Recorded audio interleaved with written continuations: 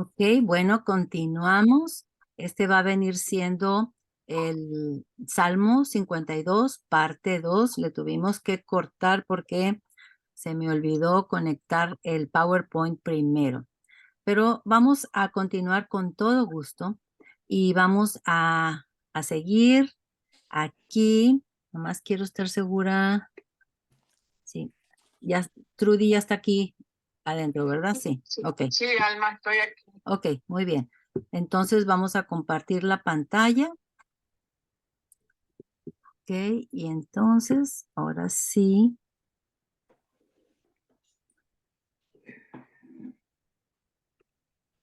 Ok, entonces aquí ya tenemos Salmo 52.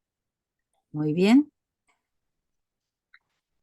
Todo el mundo listo con su Salmo 52 abierto, ¿verdad? Entonces habíamos leído que la introducción aquí dice que está dirigida al músico principal del coro, que es un masquil de David, o sea que nos deja una enseñanza. Es cuando vino Doeg, el edomita, y le dio o le chismeó a Saúl, el rey Saúl, diciéndole, David ha venido a casa de Ahimelech, el sumo sacerdote, en el tabernáculo de Nob. Muy bien. Bueno, vamos a continuar. Entonces dice, Doeg, el edomita, le chismeó al rey Saúl que David había venido a casa del sumo sacerdote Ahimelech. Entonces vamos a ver qué fue lo que pasó, qué fue lo que le chismeó, por qué, por qué causó tanta impresión en David. Bueno, aquí tenemos el mapa y para que se den una idea dónde queda Edom, aquí está en el sur de Israel, aquí está Judá y aquí adentro está Jerusalén. Acá está la parte donde estaban las 10 tribus de Israel. Aquí está Amón y aquí está Moab, con el río Jordán en medio. Muy bien, para que se den cuenta. Y esta tierra de Edom le fue dada a Esaú. Acuérdense, Esaú fue el hermano de Jacob y quien decidió no quedarse con la primogenitura. Dijo, ¿y a mí para qué me sirve la primogenitura? A mí dame de comer la sopa de lentejas porque tengo mucha hambre. Y no le importó la primogenitura, se negó a las cosas de Dios. Bueno, pues de ahí viene este Doeg del que vamos a hablar ahora. Ujú. Todo esto lo vamos a encontrar en Primera de Samuel 21 y 22. Ahí está la historia. No la vamos a leer toda en esta ocasión, pero vamos a leer algunos versículos. Entonces, vámonos, por favor, a Primera de Samuel, capítulos 21 y 22. Acuérdense, está en el Antiguo Testamento, está después de Ruth, de los jueces y antes de los reyes. Ujú. Muy bien. Ahora, dice, el joven David mató al gigante Goliat de los filisteos. Esa historia ya se la saben muy bien, ¿verdad? Siendo Saúl el rey de Israel. Eso sucedió cuando Saúl era rey. Y acuérdense que David ya había sido ungido por el profeta Samuel como próximo rey porque Saúl había desobedecido a Dios. ¿Ok? Bueno, David agarra unas piedras y con una de ellas le da en la mera frente al gigante Goliat de los filisteos. Eso ocasionó que David fuera famosísimo en Israel. Eso ocasionó que todas las alabanzas iban a ser para él en vez de el rey Saúl. Eso ocasionó que al rey Saúl se le pusieran los nervios de punta y que se puso sumamente corajudo y tenía celos, tenía envidia de David por tanta fama que había adquirido. No solamente por matar al gigante Goliat, sino porque a todas las guerras que iba David, en todas salía victorioso, en todas, y era en contra de muchos enemigos. Bueno, después dice que lo cual provocó mucha envidia por parte del rey Saúl, y varias veces intentó matar a David, como ustedes saben. Esa historia ya la vimos y ahora tenemos a Saúl queriendo matar a David. Este es el rey Saúl. Y una vez estaba tocando el arpa porque era el arpista profesional para el rey, para calmarle su mal estado anímico. Y entonces en una de esas veces trata de matarlo, pero David esquiva la flecha. Ahí se da cuenta David que no es bienvenido frente a Saúl. El rey Saúl le reclama a su hijo mayor Jonathan por estar ayudando a David a escapar y esconderse de él. Y aquí lo tenemos al rey Saúl, que acuérdense que era altísimo y guapísimo. Aquí tenemos a su hijo Jonathan y le está reclamando, pero ¿qué tienes, Jonathan? ¿Cómo te pones a ayudar a David? Eso significa que tú nunca vas a ser rey, porque tú eres mi hijo mayor y a ti te toca el siguiente reinado. Pues, ¿qué tienes, Jonathan? Y Jonathan le dice que él ama a David y que él lo va a ayudar en todo lo que pueda. Y el padre se pone furioso porque su propio hijo prefiere ayudar a David. Después de estar escondido en cuevas, David se va a un lugar que se llama Nob, donde estaba el tabernáculo. Acuérdense que el tabernáculo es como si fuera la iglesia, la sinagoga. Y ahí le pide al sumo sacerdote, que se llama Ahimelech, le pide comida porque están muertos de hambre, han estado escondidos en cuevas y se les acabó la comida. Ahí con Ahimelech, David obtiene panes sagrados, o sea, los panes sagrados del tabernáculo. ¿Se acuerdan de la mesa de los panes? Y la espada de Goliat. Eso lo tenemos en Samuel 21, del 1 al 3. Vamos a leer. Dice, Samuel 21, versículo 1. Dijo David a Nob, vino David a Nob al sacerdote Ahimelech, y se sorprendió Ahimelech de su encuentro y le dijo, ¿cómo vienes tú solo y nadie contigo?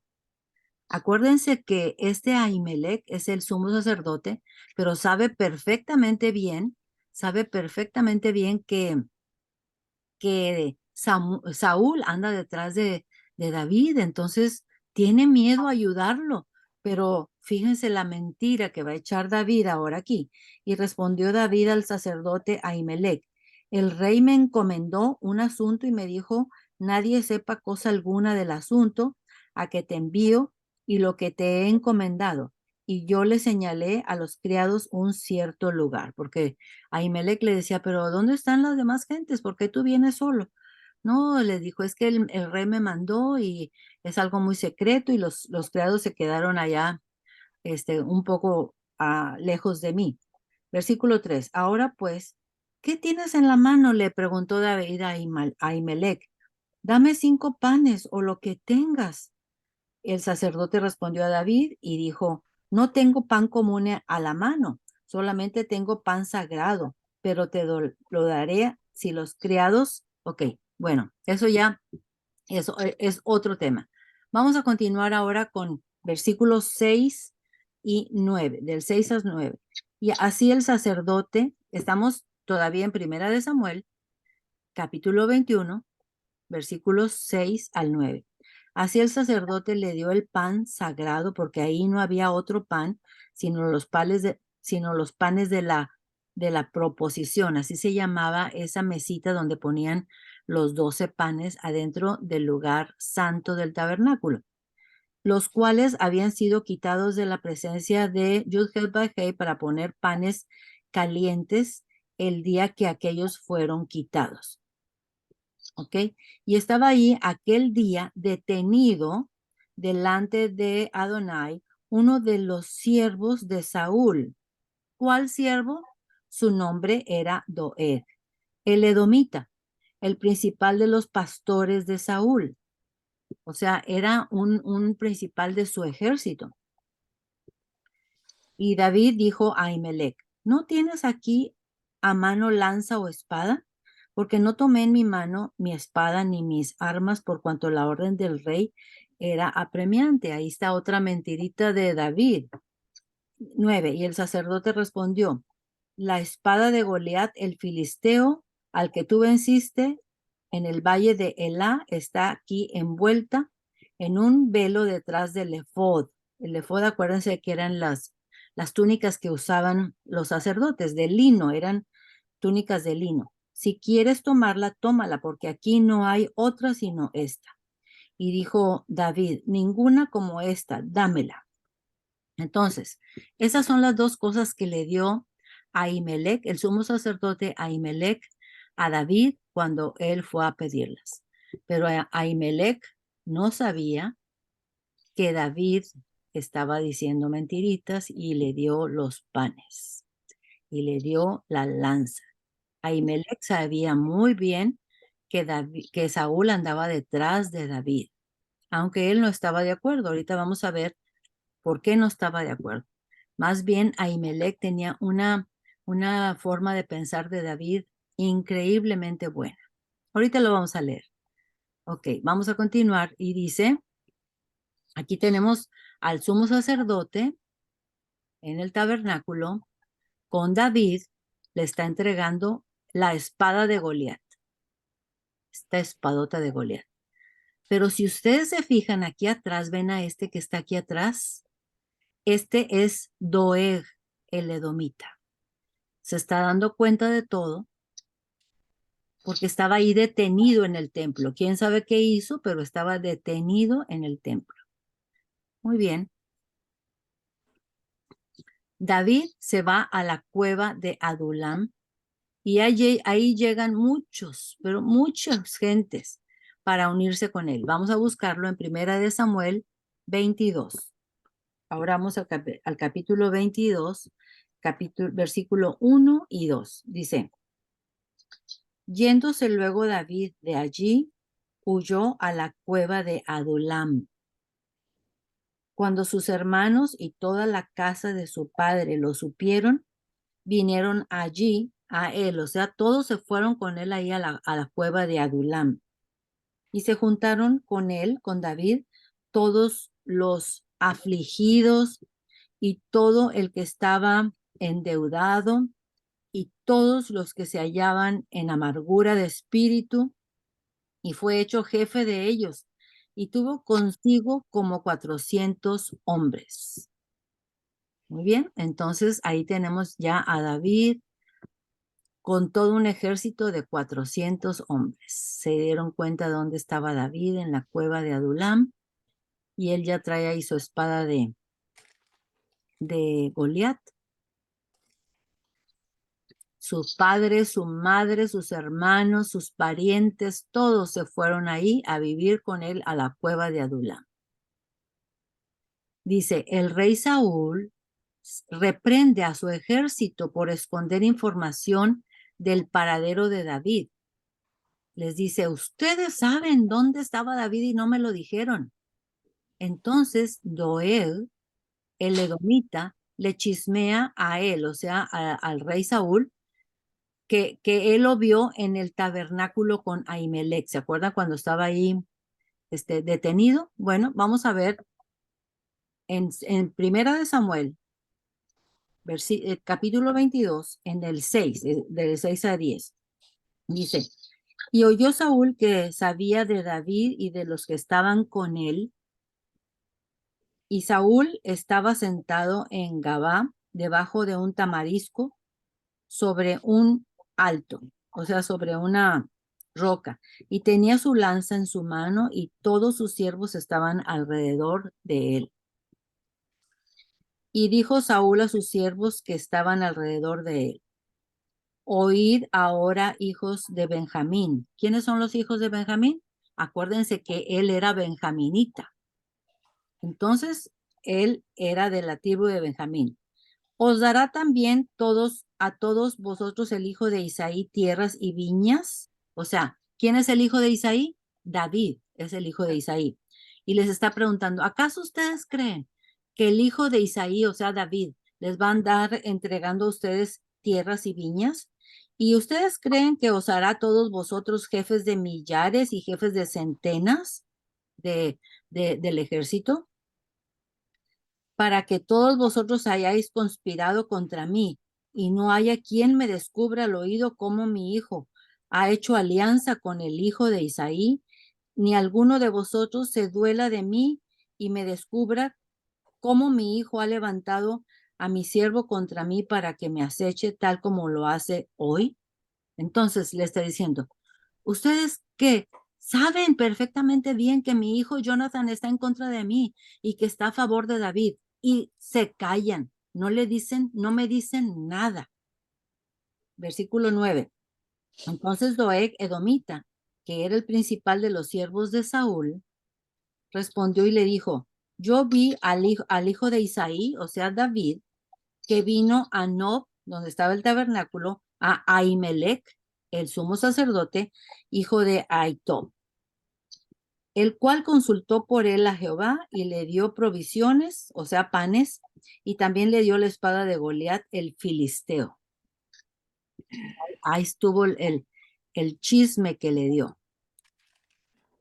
Aquí tenemos a el rey Saúl con su espada levantada y les está echando en cara a todos los de su ejército. Ustedes sabían que mi hijo Jonathan está de acuerdo con David y nunca me lo dijeron. Ustedes saben dónde está David y no me lo dicen. Pero Doeg habló y le dijo todo lo de Ahimelech. El rey Saúl le pide a Doeg que mate al sumo sacerdote Ahimelech y a todos los sacerdotes. ¿Dónde dice esto?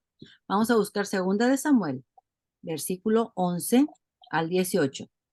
Dice: y el rey envió por el sacerdote Ahimelech, hijo de Ahitob, y por toda la casa de su padre, los sacerdotes que estaban en Nob, y todos vinieron al rey. Y Saúl les dijo: oye, ahora, hijo de Ahitob, o sea, le está hablando al sumo sacerdote Ahimelech. Y él dijo: heme aquí, señor mío. Y le dijo Saúl: ¿por qué habéis conspirado contra mí, tú y el hijo de Isaí, o sea, David, cuando le diste pan y espada y consultaste por él a Dios para que se levantase contra mí y me acechase como lo hace hoy? Entonces Ahimelech, el sumo sacerdote, respondió al rey y dijo: ¿y quién entre todos tus siervos es tan fiel como David? Le dice Ahimelech. ¿Quién entre todos tus siervos es tan fiel como David, tu yerno también del rey? O sea, que él se había casado con una hija del rey Saúl, que sirve a tus órdenes y es ilustre en tu casa, siempre está obedeciendo tus órdenes y trabaja en tu casa magníficamente. He comenzado yo desde hoy a consultar por él a Dios. O sea, ¿tú crees que esta es la primera vez que yo consulto a Dios? No, no, Saúl, estás muy equivocado. Lejos sea de mí, no culpe el rey de cosa alguna a tu siervo Ahimelech, el sumo sacerdote, ni a toda la casa de mi padre, porque tu siervo ninguna cosa sabe de este asunto, grande ni pequeña. O sea, yo no sabía lo que estaba pasando.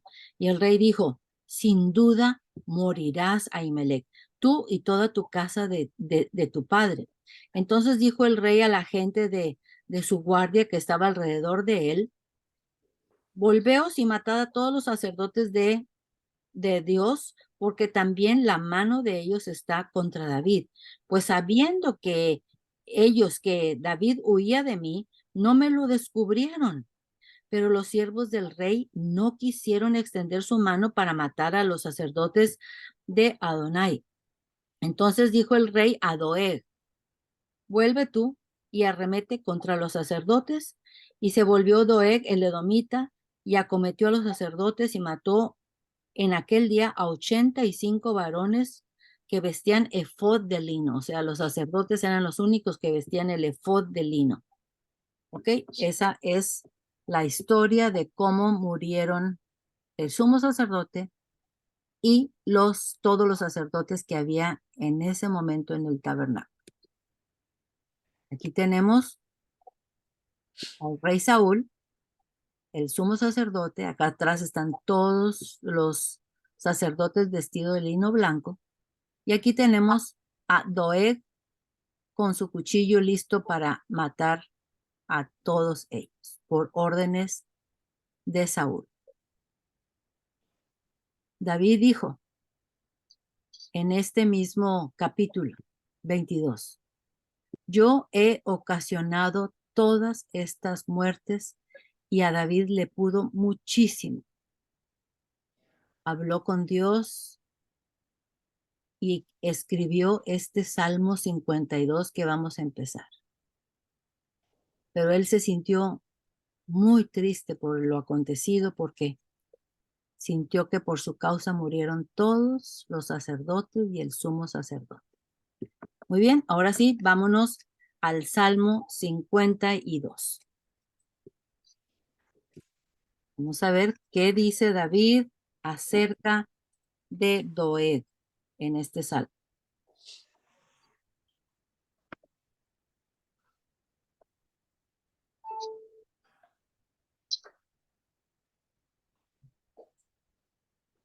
¿Listos? Ok, muy bien. Salmo 52, versículo 1 dice: ¿por qué te jactas de maldad, oh poderoso?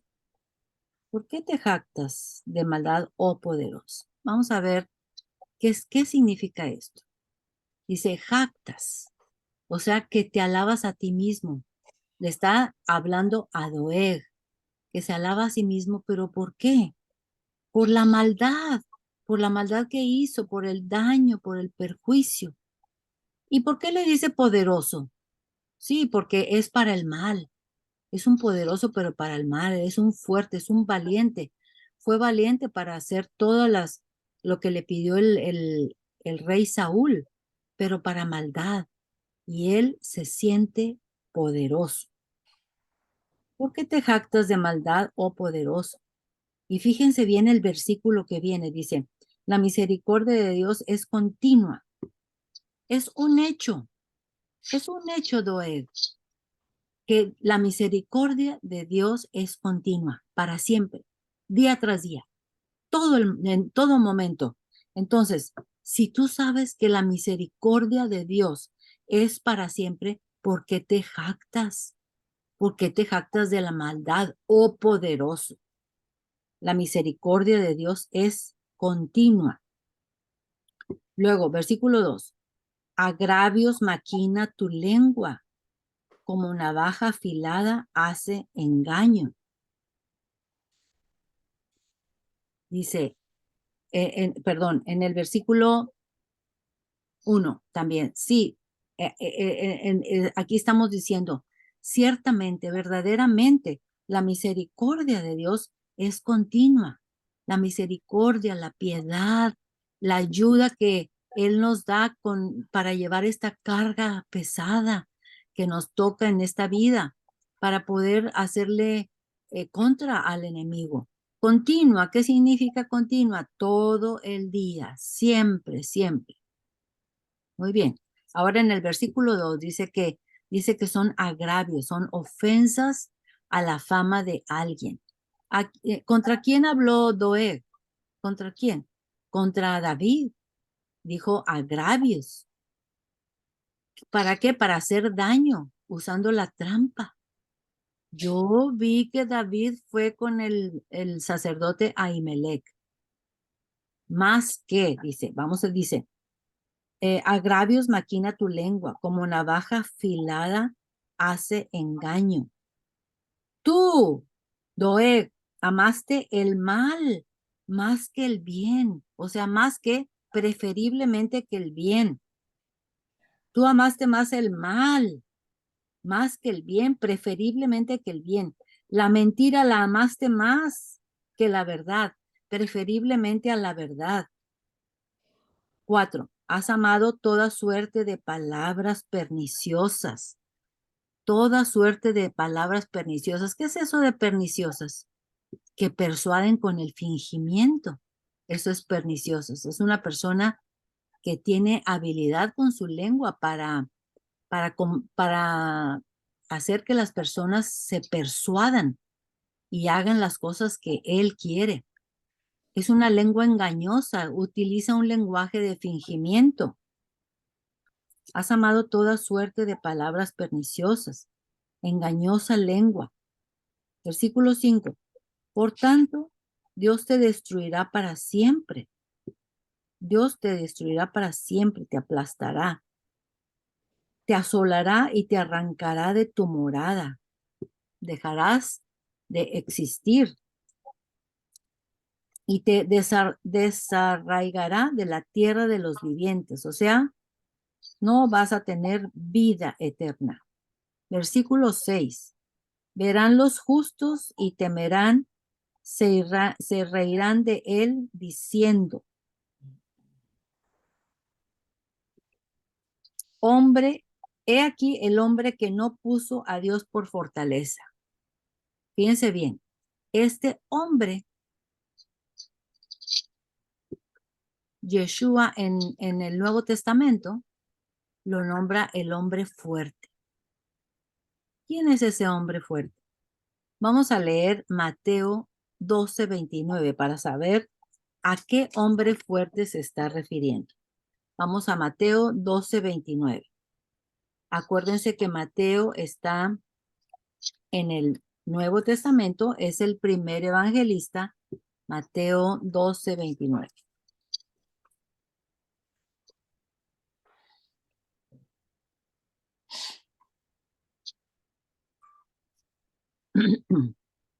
Mateo 12:29 dice, porque ¿cómo puede alguno entrar en la casa del hombre fuerte? Vamos a ver quién es ese hombre fuerte. Porque ¿cómo puede alguno entrar en casa del hombre fuerte sin saquear sus bienes si primero no le ata? Y entonces podrá saquear su casa. ¿Alguna de ustedes tiene idea de quién es este hombre fuerte?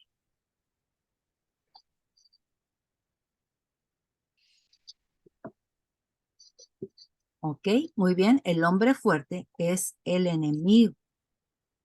Fíjense bien, porque ¿cómo puede alguno entrar en la casa del hombre fuerte o del enemigo o de Satanás sin saquear sus bienes si primero no le ata?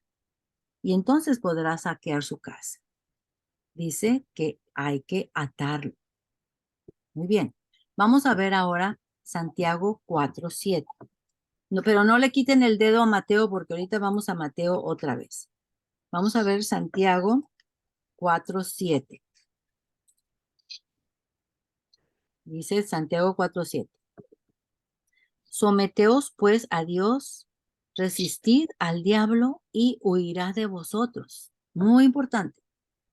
Someteos, estar bajo su custodia, bajo sus enseñanzas, bajo sus ordenanzas. Dice, someteos pues a Dios y resistid al diablo y huirá de vosotros. Huirá, fíjense bien, huirá de vosotros. ¿Qué hizo Yeshua, Jesucristo, cuando fue tentado? Ahora sí, vámonos otra vez a Mateo 4:1 al 11. Un poquito antes de donde estábamos. Mateo 4 del 1 al 11. Este pasaje seguramente ustedes ya lo han leído muchas veces, pero quiero que entendamos una cosa. ¿Qué fue lo que hizo Yeshua para que el diablo, el enemigo, huyera. Dice, entonces Jesús fue llevado por el Espíritu al desierto para ser tentado por el diablo. Y después de haber ayunado 40 días y 40 noches, tuvo hambre. Y vino el tentador, o sea, el diablo, Satanás, y le dijo, si eres el Hijo de Dios, di estas piedras que se conviertan en pan. Y respondió Yeshua y dijo, escrito está, no solo de pan vivirá el hombre, sino de toda palabra que sale de la boca de Dios. 5. Entonces el diablo lo llevó a la santa ciudad y le puso sobre el pináculo del templo, o sea, en la parte más alta del templo. Y él le dijo, si eres hijo de Dios, échate abajo porque escrito está, a sus ángeles mandará acerca de ti. Y en sus manos te sostendrán para que no tropieces con tu pie en piedra. Versículo 7. Jesús le dijo, escrito está también, no tentarás al Señor tu Dios.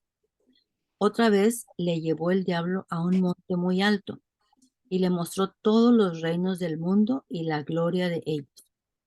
Y le dijo, todo esto te daré si postrado me adorares. En el versículo 10, y Jesús le dijo, vete, Satanás, porque escrito está, al Señor tu Dios adorarás y a Él solo servirás. Fíjense bien, versículo 11. Y el diablo entonces le dejó, y he aquí vinieron ángeles y le servían. ¿Qué tenemos que hacer para que el diablo nos deje? Para que se vaya. Resistir. Resistir, exactamente como lo dijo Santiago, resistir al diablo y huirá de vosotros. Pero fíjense bien, una cosa que tenemos que fijarnos muy bien en este versículo 11 es que Yeshua no ató al diablo, no lo ató, no lo dejó cautivo, no, se fue libre, pero lejos de Yeshua. ¿Qué hubiera pasado si lo ataba? ¿Qué hubiera pasado si lo ataba en ese momento? Pues no hubiera habido crucifixión, no hubiera habido resurrección. Y nuestra fe, como dice Pablo, sería vana, en vano. Pero cada una de las palabras que están escritas en la palabra de Dios tienen un sentido. Solamente huyó, se fue fuera de donde estaba él. Muy bien. Esa es una recomendación que yo les doy a cada una de ustedes, a cada uno de ustedes. Hay que memorizar la Biblia, hay que memorizar las promesas, porque eso nosotros podemos tenerlo bien fresquecito en nuestra boca y en nuestra mente para cuando se nos presenten necesidades, necesidades que nosotros podemos decir, ¿qué hago? ¿Pero qué hago? Estoy en medio de esta encrucijada. ¿Cómo voy a salir de ella? Con la palabra de Dios, con la palabra de Dios. Miren, yo les voy a platicar un sueño que tuve. No, no fue un sueño, fue una pesadilla tremenda que me desperté totalmente atormentada. Estaba yo en un lugar como recibiendo instrucción de un predicador y de repente llegaba un tren haciendo mucho escándalo y ese tren siempre estaba acompañado de una mujer que estaba ahí arriba por donde estaban unos barandales y la mujer me veía y solamente decía, "Ja, ja, ja, ja, ja, ja, ja, ja". Y yo me asustaba muchísimo porque ese tren tenía una especie como de imán y me quería traer y me quería traer y yo le decía a él, por favor dile a esa mujer que se calme, que se vaya, que me deje. Y él me decía, pues ya le dije. Y seguíamos hablando y venía otra vez el tren con un escándalo y una ganas de absorberme, de atraerme con unos imanes y la mujer ahí arriba en el barandal, risa y risa y risa. Y yo le volví a decir, por favor, dile que me deje, dile que me deje. Hasta que yo recordé y dije, pero la palabra de Dios la tengo que tener en mi boca, en mi mente. Y dije, pero ¿por qué, Dios mío, estás permitiendo que me pase esto? Yo soy una de tus ovejas y tú dijiste en tu palabra que ninguna de tus ovejas vas a permitir que te la quiten de tu mano. Y yo soy de tu oveja y tú no me vas a separar de ti. Ahí se acabó la pesadilla. Ahí se acabó la pesadilla. La palabra de Dios la tenemos que tener memorizada, ya sea que estemos despiertos o durmiendo. Siempre la palabra de Dios en nuestra boca, las promesas. Pues fue una cosa aterrorizante porque ese tren tenía un magnetismo tremendo que me quería succionar. Ok, muy bien. Entonces, ¿qué sabiduría de lo alto nos deja este salmo? ¿Qué sabiduría? Efesios 6:2. La lucha no es contra sangre y carne, sino contra principados. Los que nos ofenden están cautivos y eso lo tenemos que tener bien firme. Fíjense bien, qué era lo que hacía Edo? Hablar con lengua engañosa, burlarse, estar siempre en contra de la persona, como con una navaja afilada, dice aquí en el Salmo 52. Todo obrando para maldad. Sí, muy bien. Pero nosotros que tenemos conocimiento de la palabra de Dios, nosotros que ya hemos pasado por todo eso y hemos salido de estar bajo las garras del enemigo, tenemos que tener compasión, tenemos que saber qué está pasando dentro de las personas. Por ejemplo, fíjense bien,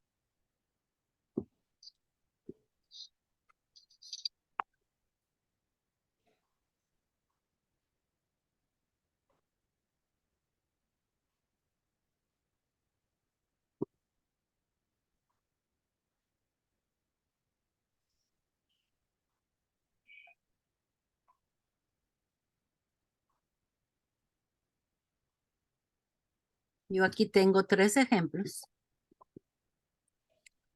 Este trabajaba conmigo y mi jefe me dijo, oye, Alma, quiero que te encargues de este proyecto. Sí, cómo no.